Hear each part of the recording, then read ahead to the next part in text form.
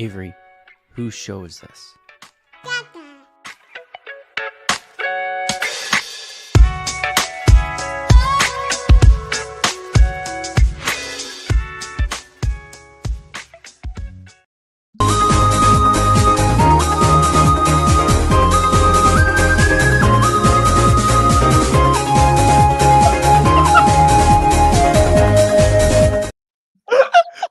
This is going to be the funniest DMCA takedown you've ever gotten. Literally, like 3 seconds into the show. Oh, man. We are live, everybody. Welcome here to the Lakers Live podcast. I am Anthony Irwin. That is Harrison Fagan. We just watched the Los Angeles beat the ever-living piss out of the Denver Nuggets to the tune of, Harrison, 123-100. And by the way, it wasn't even that close. I thought that, had the Lakers just made some threes in the first half, they could have won this thing by 30, by 40 even. They were just clearly the better team out there. So we're going to talk about this game. We're going to enjoy it. This is I'm going to call it an emergency episode, even though I promised you guys that we would go live if the Lakers won this one. And they did. They not only did they win it, they won it just extremely handily. Harrison, we're going to try out a segment on the other half of the sounder called, it's a brand new segment. It's just called Holy Shit. So we're just going to see how this goes and throw to it. Holy shit. Holy shit. Holy shit. Holy shit. I mean, holy shit. Yeah. It's unreal. Like, it's unbelievable watching this offense operate at the level that it does. When two of the three, of Luca and LeBron and Austin Reaves, if two of them are on the court at the same time, the offense can create it at a like really, really high level, right? Like, I would say the offense, when two of the three are on the court, will probably operate at like top 5 to 7 offenses in the league this year. When all three of those guys are on the court together and they iron out the kinks, we're talking about one of the better offenses that we may ever see. And that's before, like, they, either Rui, consistently hits threes at the level that he can. He went 4 of 9 from 3-point range tonight. The game basically changed when he started knocking him down. But if they swap out like the type of shooters that Dorian is and Rui is for like one elite jump shooter, I literally do not know what any team does with this offense. I mean, I don't know what you do with it now. Yeah. Yeah. Because the nice thing about I guess the answer is they can Rui has a bad night, Yeah. It's unbelievable. Absolutely unbelievable. We're going to talk in this one. We're going to talk about the game itself. I want to talk about Luca finally looking like Luca, including the T going into halftime, like very much a Luca thing. This was basically the full or as close to the full Luca experience as you can kind of expect on a night in, night in out basis. We're going to keep talking about this offense. And then I also think that JJ Redick deserves a ton of credit for the game plan going into this game. And then also the execution and the adjustments throughout the game as well. So this was, Harrison, I told Jen, this is one of my favorite wins in, like, not counting the playoffs. This is one of my favorite wins of like the last decade, I would say. This was incredible. I mean, that feels a little like recency bias just from tonight, considering like the Lakers have had some meaningful wins in the last decade. No, but I'm saying like regular season, not counting. Okay, not regular counting season. That's a pretty defensible take, I think, considering the context of like that they have not won against Denver in the regular season since like 2022, I believe. So it's I think I saw McMenamin tweet out that stat, but if not, it's felt like that long. And so I I mean, the only you called it not quite an emergency pod, but maybe like I'd call it an urgency pod. I was not getting on here if it was not this kind of win tonight on a Saturday night just for fun. It's just the reason I call it, like when you consider everything, Nuggets dominance over the Lakers over the last like 4 or 5 years or so. One of the most shocking trades in NBA history. The Nuggets had come into this one winning 9 straight, and we're starting to look like the type of Denver Nuggets team that like has just dominated the Lakers over the years. The all of the takes about Luka Doncic coming into this one from the perspective of the Dallas Mavericks, you have it's just there's so much, and the thing about the second half of the season here moving forward and then through into the playoffs is any type of real success that the Lakers have puts them way ahead of schedule. Like, I kind of look at it as, I know you guys love how much I talk about the Dodgers, but the fact that the Dodgers won the World Series last year before Shohei started pitching, put them way ahead of schedule. The fact that they won that World Series last year without like all of their pitching rotation and went through the postseason basically relying on the bullpen. Now you reinsert that pitching talent into the Dodgers organization, and they go out and add to it, and they make some additions, and they keep some important players going into this upcoming season. And like, I have some friends. We obviously both have some friends and some connections there at Spectrum. But like, I've been talking to some people at Spectrum, and they were telling me how like numbers on spring training Dodgers games are just through the roof. And you look at those games out there in Arizona, and they're packed. This is the most excited I think Dodgers fans have ever been coming into a season, and it's because they were so far ahead of schedule coming into it, right? And I think I think if the Lakers are able to, I'm so excited I just humped my desk. But like the Lakers, if they're able to have any kind of success this year, and if this is like, if this game that we just saw here is like any kind of preview as to what they're capable of going into the postseason, then Jesus, man, like they aren't supposed to look this good offensively. And Denver isn't a bad defensive team. If anything, they've leaned too far defense, too heavily defensively in their personnel decisions over the last couple of years, minus like the KCP thing. Minus losing KCP. And I know Bruce Brown wasn't really their fault. They couldn't pay him. But I mean, they did lose 2 of their best defenders from the title run. Right. But like they basically like have been drafting athleticism and defense. Yeah. And like that's basically their directive. And I mean, in fairness to them, if you had a guy that could make like you, me, and the Nuggets janitor look like NBA players at times, like you may not focus as much on that. Come on, Russ was really good in the second half. So, but like they carved them up. Anytime Denver was in man defense, the Lakers, like, they generated any number of looks or any kind of look that they wanted. It was just, they aren't supposed to look this good, Harrison. That like this offense is like 4 or 5 games into it, right? And they're still again building this plane mid-flight. They aren't supposed to look like this, and they do. Yeah, I mean, I think we have to sort of ask really, I think we have to give credit to Anthony Davis here.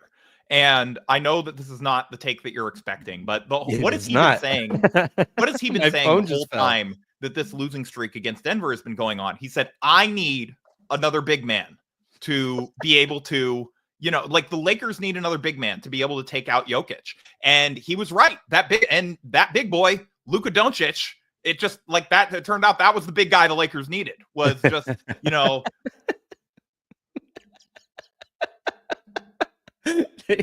give me another big body. And Rob was like, that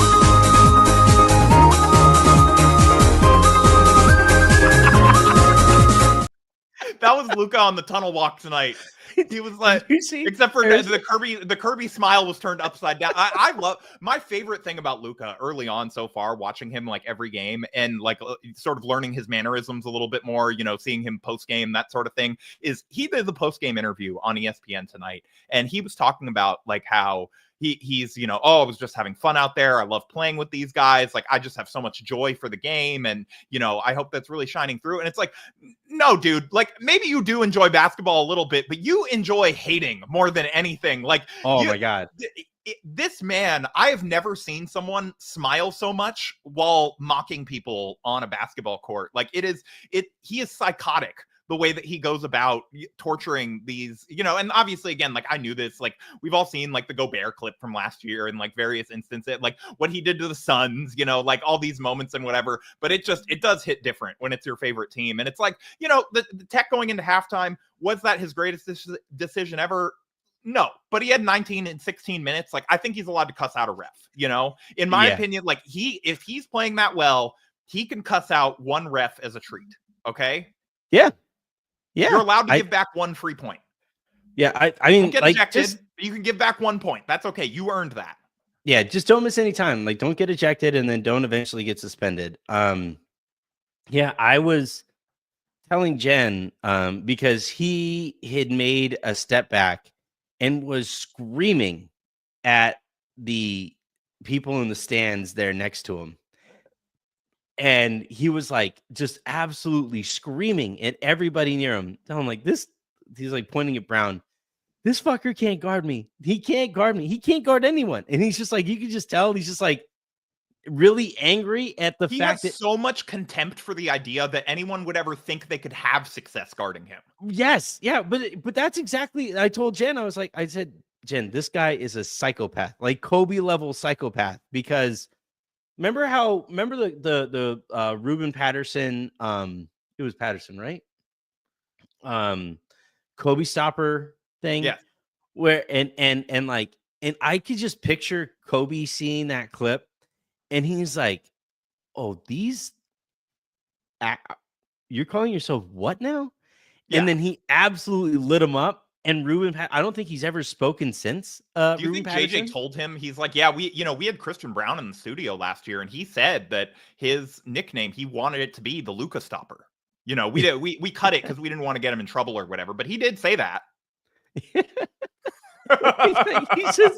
he's like, yeah, I heard in the hallway, like JJ's walking in, like I heard in the hallway, like Christian Brown's like telling everybody out there that like he thinks he can just body up on you. Yeah, I was in the Coaches Association Slack and Mike Malone was saying, hey, maybe Nico Harrison has a point after the last game.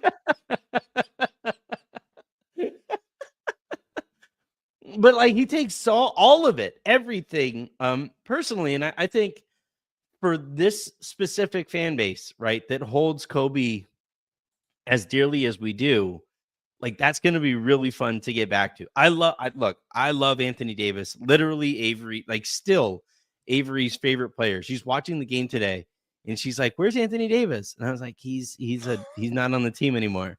He's like, "Why?" And I was like, "Well, the Lakers traded him for Luca." And she goes, "Why?" I was like, "Because Luca's a better player." Oh. Well, okay. Is Luca nice like Anthony Davis was? No, and I was he is not. I was like, a different kind of nice. Maybe he's nicer off of the court, but he's not very nice on the court. No. And she's like, well, which guys are really nice? And actually, this was adorable. I texted Aaron this as well, but like, she was like, which other guys on the team are nice? And I was like, well, that guy, that Austin there is nice. Austin Reaves is really nice. She goes, oh, his name is Austin? And I was like, yeah, we live in Austin. And I was like, perfect. All right. That's why her you moved there. I thought. That's my understanding was you were just really in on the Austin Reaves type train. I just knew, like he was still in college. No, he might have been in high school at the time. I was like, one day this guy's going to be an undrafted free agent for the Lakers and it will all work out. But yeah, it was so fun to watch him take everything about this game so personally. And I think like we always talk about how a team picks up on the culture, like a team's culture is kind of laid, that foundation is laid by the team's best player or best players. And I think sometimes like LeBron was the only like energy force for this team. And if he didn't bring it on any given night, the Lakers just didn't have it. Yeah, and and I they were think, like, "Hey, if this 39-year-old doesn't go all out tonight, I'm not sure I'm going to try my hardest either." right, and it's such an like stupid. It's such an absurd thing to like describe, but it actually was what it felt like and what was actually going on there. And I think sometimes the team would kind of look at Anthony Davis to bring up some of that extra energy, and sometimes he did, but not necessarily always. Luca always He's like, plays with "Guys, that level of Jokic spite. he shoved me through the stanchion. Can somebody please help?" It would be like Nurkic shoved me through the stanchion. I have an owie and Yeah. I don't have it tonight. And Luca, though, every single night is going to play with that level of pettiness and that level of spite and that level of contempt and hatred for anybody on that team who tries to guard him, because somebody has to try to guard him. He's just like, I hate you for trying. And like there was a play that he had tonight where Jen sitting next to me giggled because Jamal Murray was isolated on Luca, and Luca like put him down into the post, and he did like that pump fake, and Jamal Murray jumped backwards because of the pump fake, and Jen's just like, oh my god, like that's so mean. Yeah, him and LeBron were both. It was very 2020 bubble vibes the way they were going at Murray tonight. Yeah, and but exactly. Oh my god, great point. Like the fact that like that's Luca on one hand doing that, and then LeBron is also capable of doing that. And then like I was texting back and forth throughout this game with Matt, because he was like raving about the Lakers game plan, and he was like really impressed by like the way that the Lakers approached this game. And he was like, damn, like it's really kind of crazy that the Lakers, obviously lose Anthony Davis, but they were still able to wall off the key the way that they were. And I was like, Matt, they are huge everywhere else. They are not like, they don't have the kind of size advantage at center that they may normally has used to have when they had Anthony Davis. But everywhere else, LeBron is a huge, hulking, physical dude. Yeah, they're only tiny at center. That's about it. Yeah. And like Rui is huge. Dorian is huge. Vando is long. Luca is huge and mean. And Austin, by point guard standards, is also big. And like you just look at this team, and then on top of it, like the guys who aren't big, Gabe and Goodwin, who I thought played really well in this one, like those guys are dogs. Those guys get after it. They're playing with a broken face. Yeah, and so it was also Avery was like, "Is he Batman?" I was like, "Yeah, kind of." I mean, so basically, he's this masked man who came in to save the Lakers season. He's just.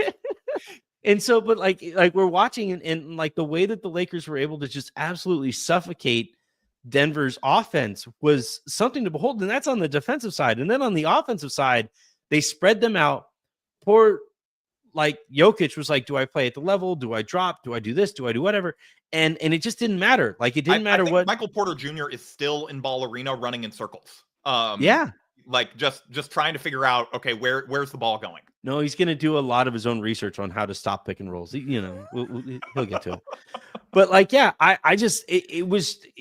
telling you, I am more hyped right now coming off of that win than I have been after just about any game. Like the fact that they were winning, and like at no point tonight was I was like, oh shit, I promised I promised I would do a show if they won. I was like, fuck yeah, let's go. Like, who wants to do this? Because I'm so hyped about the way that the Lakers played this game. It's such a fun way to watch a basketball game. Like, let's talk about that for a bit. Like how fun it is to watch the Lakers execute in ways that has NBA players, championship level players, looking at them defensively going like, I don't know, man. Can I curse? Go for it. Yeah.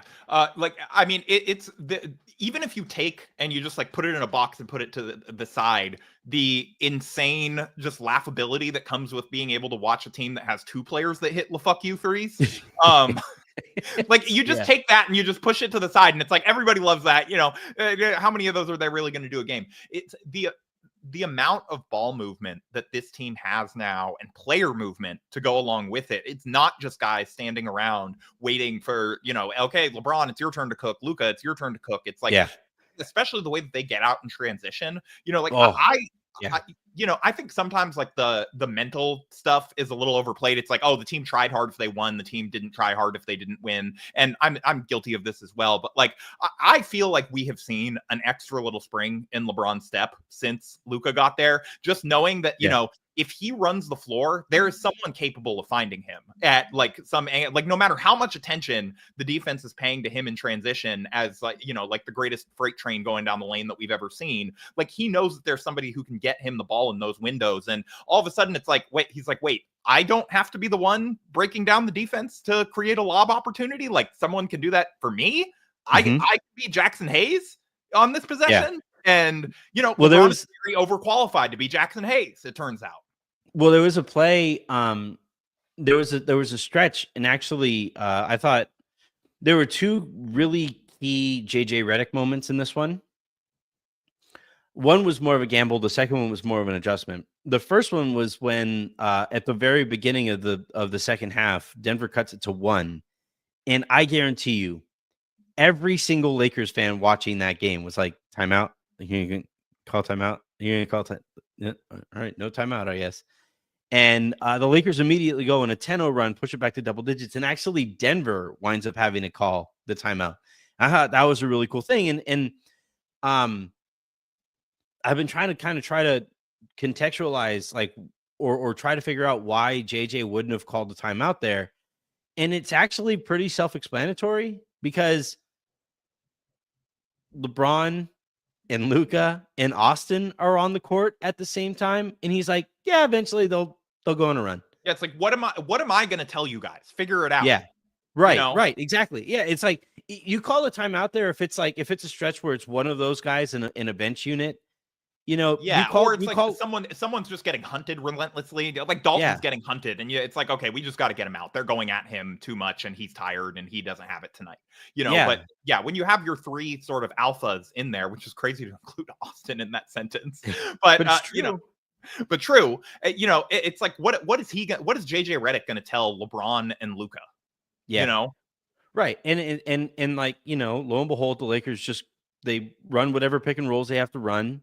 And they create whatever shots that they felt like they needed to create. They knocked down those shots too. Importantly, Rui had a big shot. LeBron had a nice runner and stuff. And then they hit a couple extra shots on top of that. And Malone winds up having to call a timeout under the same circumstance. Like, while his best players were on the court, Malone felt the need to call a timeout there. So I thought that was a really kind of cool moment. But the second really cool moment was Denver went zone. They went to that like 3-2 or 1-2-2 zone that they were running. And the issue that the Lakers were having was that they were having Vanderbilt cut through the middle of the zone. And even if he caught it, Denver never really reacted to him having the ball. What's that? Which is an if sometimes. Yeah, there were times where he was cutting and the Lakers were like, why would I pass? Yeah, and then the bigger if is, will he make the layup? And often the answer is no. Right. Well, will he make the layup? Will he make the right pass? Will he execute the right pass? Like all of that stuff. And so eventually, now Rui got hurt. And so I think it threw a bit of a curveball in there too. I think Dorian came in, and I think Goodwin came in. And it was Goodwin and it was Gabe on the perimeter. And because it's a 1-2-2 zone or a 3-2 zone, you always want to offset the other. Like, so if the top of the zone defensively is one defender, you want to go into a 2-guard set there, because you want to make that one defender move back and forth, and that moves the rest of the defense too. And then if it's a 2-3 zone, you want one player at the top of that zone, and then you force those two defenders to be on a string with every pass that they throw. Because it's that 3-2 zone, you had Gabe and Goodwin at the top of the zone. And instead of Vando running that cut into the middle of the zone, it turned into LeBron cutting into the middle of the zone. And every time the ball got into LeBron, the defense absolutely went, and had to collapse. And LeBron, either it collapsed or LeBron had whatever shot that he wanted, and it forced Denver out of that zone. And then right after they got out of the zone, the Lakers ran a few pick and rolls, and the lead ballooned up to 17. And I just thought those were two really cool moments there from a rookie coach to understand the team's personnel, to understand like, all right, we don't need to make an adjustment. The adjustment is Luca, LeBron, Austin, get your shit together. Or in a situation where they did need an adjustment, he did call a timeout. They got Vando out of the game. They put LeBron into the middle of the zone, and they completely carved up that zone. And that was it. After they did that, the game was completely over. And I thought those were two really cool moments. I'm sorry. I'm sure your whole point was great, but I missed part of it because I believe someone was setting off fireworks outside my house, which I am choosing to believe is LA ringing in the Jokic ownership of the Lakers is over, and there's a new sheriff in town, and Luca is going to lead us to the promised land. Yeah, I do you think that was actually Genie? Do you live close enough for it to? They don't have fireworks before the parade budget, I don't think. So, like, I'm trying to think of like who was setting off. Do you think it was no? Because believe it or not, I don't live in the same area that I think Genie Bus probably lives.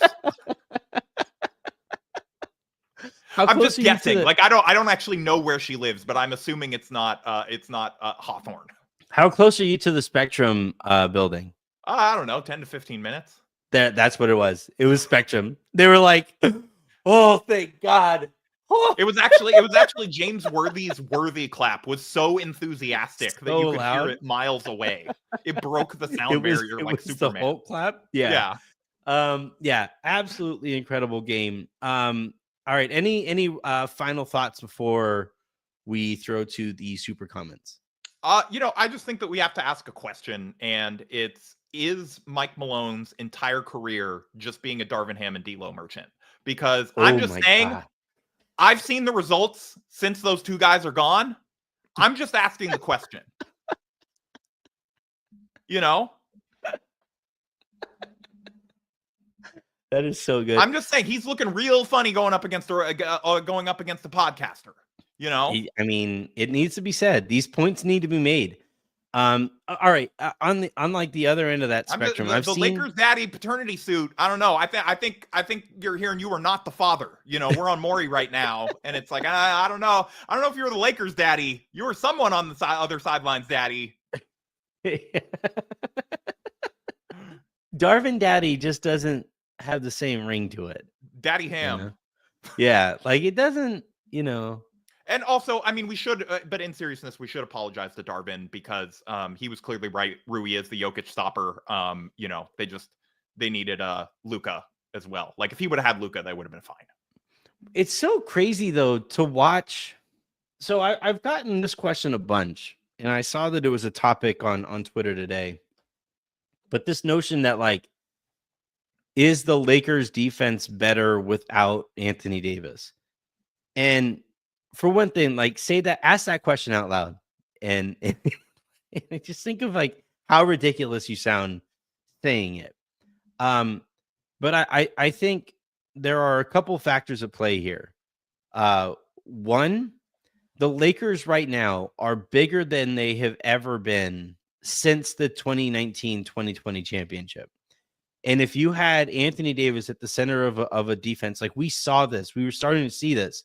If you had Anthony Davis at the center of a defense with this many wings, and you add to that, by the way, Max Christie, like I think the Lakers could have gone on a pretty incredible run defensively.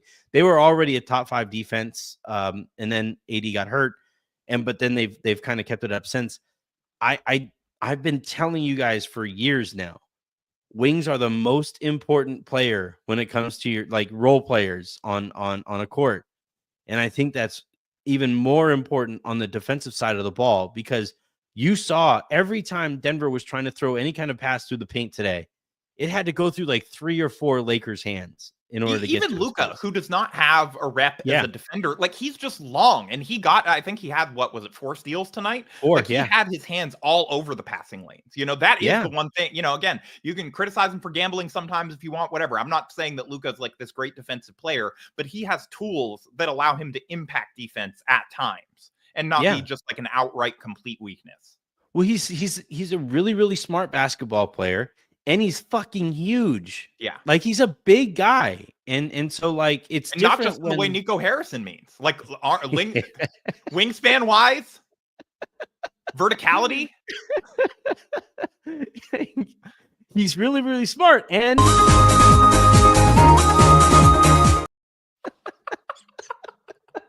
but like it's just like you watch it, like go back and I can't wait to rewatch this game. I cannot wait. But like watch how uncomfortable Jokic of all players is making any kind of pass out of the traps that the Lakers were setting. And they were like, I think Rui deserves a ton of credit tonight, not just for making the threes when he made them, but like there was not a single moment that Jokic was on the court tonight and he looked at all comfortable. And I'm not talking about like when he had the ball. I'm talking ever. Like when Denver was on the court, when Denver was on offense, and Luca was trying, or Jokic was just trying to get to his spots that they needed him to get to like run a set. Vando was like standing in front of him. Rui was standing in front of him. Dorian was standing in front of him. LeBron was fighting him for position. And that's before he even caught the ball. And then that forced him to catch the ball a good like 5-6 feet further out from the basket than he wanted. And then they were setting those traps. And then when they were setting the traps, on the backside of that defense was a whole bunch of length and athleticism and guys who knew where to be. And yes, there were breakdowns. There are going to be breakdowns.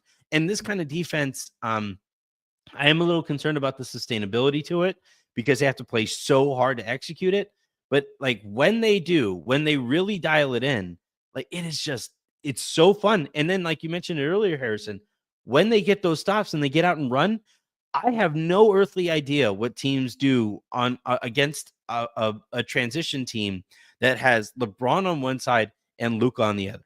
I don't have any earthly idea what that could possibly do. It might be a good idea. Maybe if you like just sort of get down and you start praying to whatever deity you believe in, that like it might confuse them enough a couple times that they're like, oh, what happened? Why is everybody ducking? And they just turn the ball over.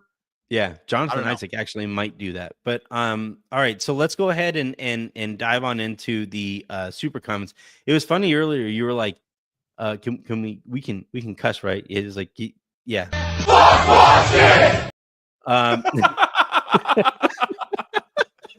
I'm sorry, I forgot it's late. I forgot if you were like trying to monetize these shows, if you were allowed to or something. Yeah, but yeah, I mean, I'm probably pushing it tonight with this episode, but I don't even care. Like this was such a fun big win that I don't even care. All right, Marley, Boston. What did they do tonight? They know what they did. Marley Villasenor kicks us off with Gordon as 2016 Clay is wild. Him and Russ won't shoot like that always.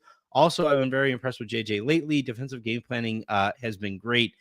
That's also what's crazy, Harrison, is that the Lakers won a game against the Nuggets and like going away in which Aaron Gordon shot 4 of 7 from 3-point range and Russ shot 3 of 7.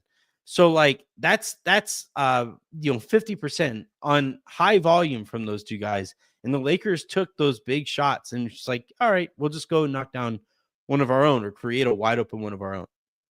I mean, I would expect those guys to shoot a little better given the way that the Lakers were playing them. But I was, when you were making your defense point earlier, I wouldn't expect them to shoot 50%, to be clear. But I would expect them to shoot a little better than their averages. But I also think, to your point on the defense earlier, I think another huge thing for the Lakers has just been sort of stylistically this year.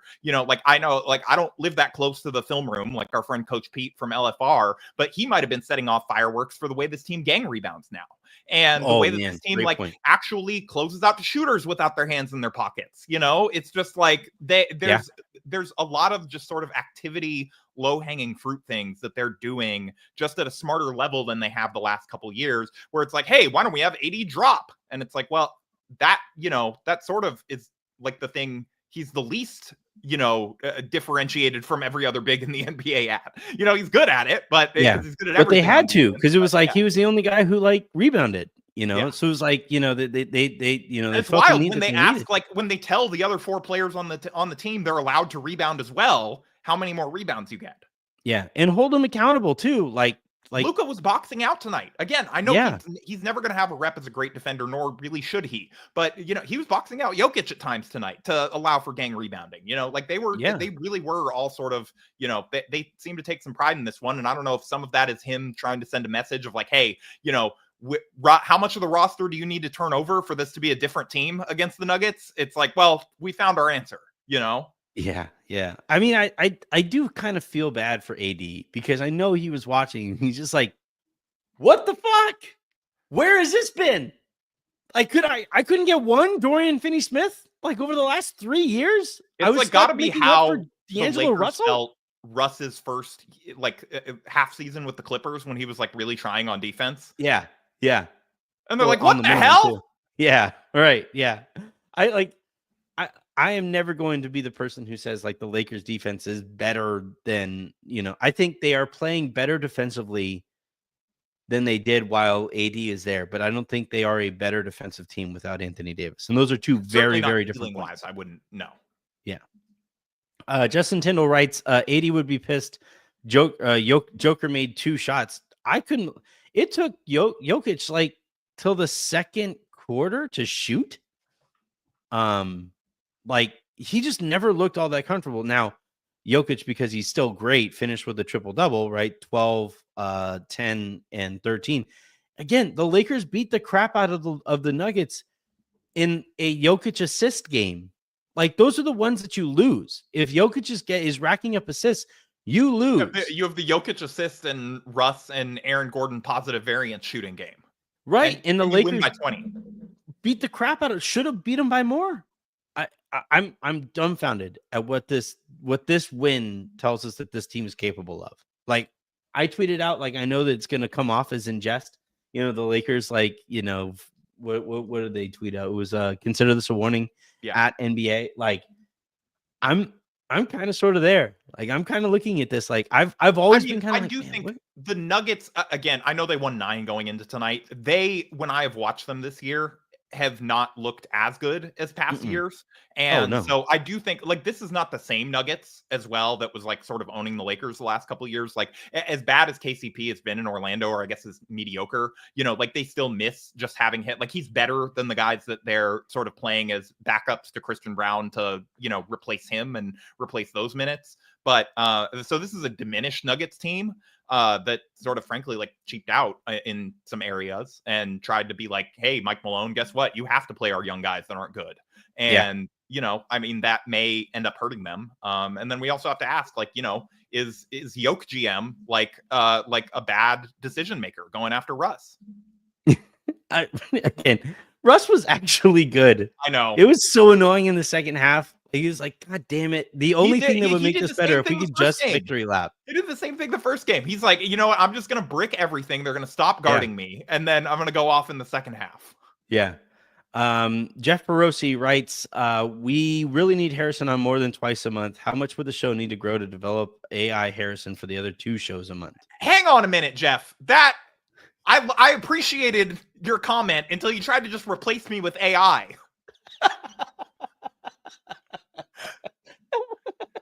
That's the investment. There's no way that it would cost Anthony less money to develop an AI model of me than to just hire me. Have you on? Yeah.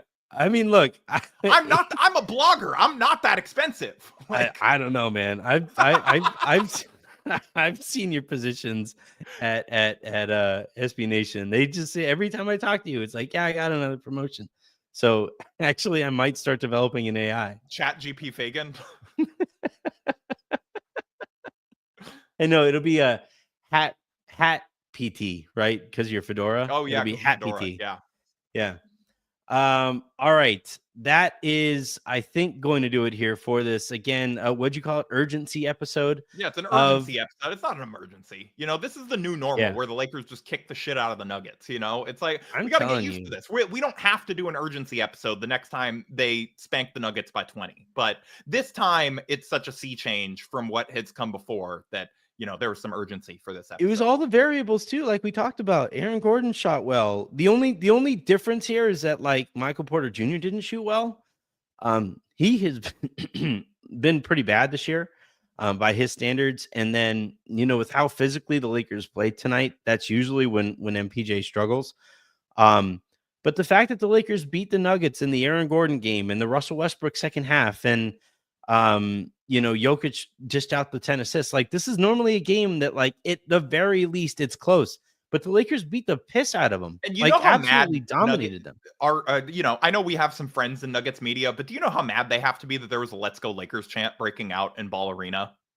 It took one game for the Lakers fans to come back out in full force. Oh man, I love Lakers fans. We're the best.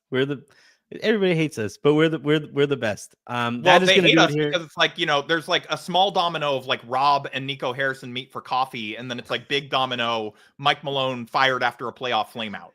Like, no, it's like Nico Harrison started as an intern, is like the small domino at Nike. Like, yeah. Nico Harrison starts at Nike is the big domino, or the small domino, and then the big domino way down the road is Nico Harrison. Like Luka Doncic, like multi-time Lakers champion. Like, that is going to do it, though. Thank you, everybody, for tuning in. There are roughly 3,000 of you guys tuned in right now. So please hit that subscribe button, hit that like button, and then tell your friends about the show as well. The bigger the show gets, the higher the likelihood becomes that I can maybe bring on Harrison like one half an episode more. He's really expensive is the thing. Or replace me with AI, apparently. You have not released a statement yet committing to not replace me with AI. So I'm side-eyeing you a little bit. I mean, you're management, so you don't really get to judge me. So have a great rest of your weekend, everybody. Make somebody else's, and I will talk to you guys tomorrow.